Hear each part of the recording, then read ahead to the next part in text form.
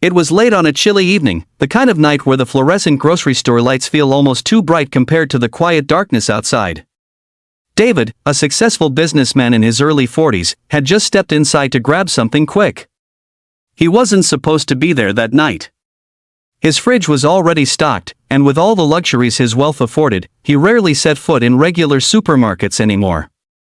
But something inside him urged him to stop, as though fate had quietly nudged him through those sliding doors. As he pushed his cart absent-mindedly down the aisles, he noticed her. A young woman, her coat worn and too thin for the weather, her hair pulled back hastily as though she hadn't had the chance to care for herself in days. In her cart was a single container of baby formula, the kind David remembered buying when his own daughter was small. She picked it up, checked the price, and sighed heavily. David watched as her shoulders slumped, and after a long pause, she placed the milk back on the shelf. For a moment, he almost looked away. People walked past her as though she didn't exist, as though her quiet struggle was invisible. But something about the way she lingered by that shelf broke through the armor he had built around himself over the years. He had everything: money, power, the freedom to live without worry, yet here was a mother deciding between feeding her child and paying for something else she desperately needed. David followed her quietly as she made her way to the checkout. Her basket held only a small loaf of bread, a pack of noodles, and a jar of peanut butter. That was it. He could see the way she counted and recounted the crumpled bills in her hand before placing them on the counter, as if making sure she had just enough. She forced a smile at the cashier, took her bag, and hurried outside. The wind cut sharply across the parking lot. David quickened his pace until he caught up with her. She stopped when she noticed him, her eyes filled with both caution and exhaustion. "Ma'am," David said gently, lifting his hands to show he meant no harm. "I couldn't help but notice, you put the formula back. Was it for your baby?" Her lips trembled, and for a moment she said nothing. Then, with a small nod, she whispered, "Yes.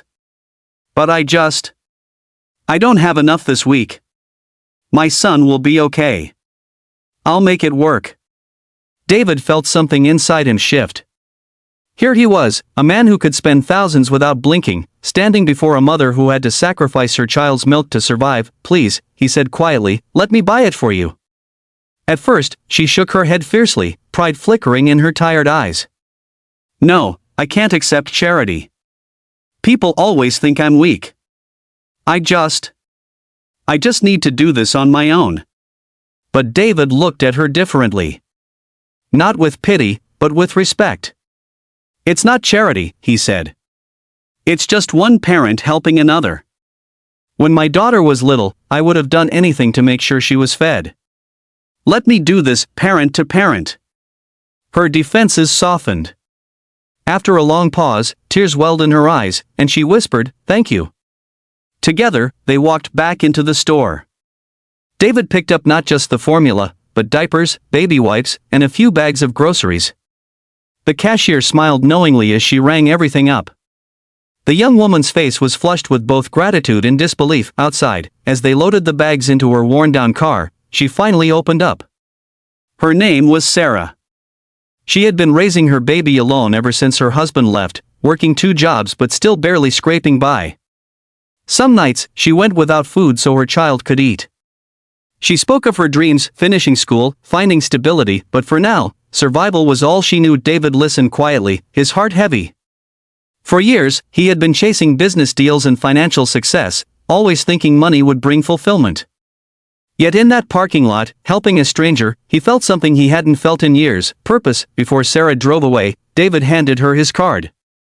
"If you ever need help, real help, call me. Not because you're weak, but because sometimes even the strongest people need someone in their corner." Weeks later, Sarah did call.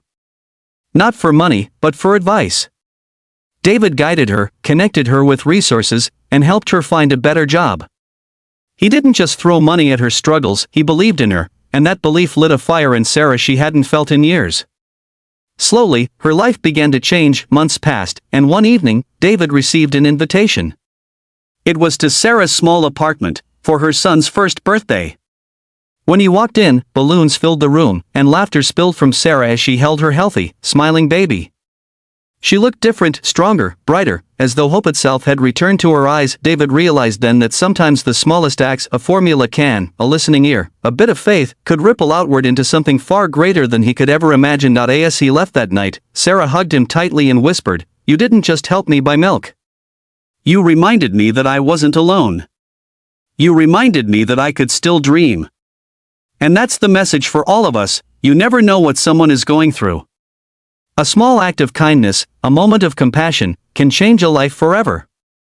So the next time you see someone struggling, don't look away. Follow them. Listen. Help. Because you just might be the miracle they've been praying for.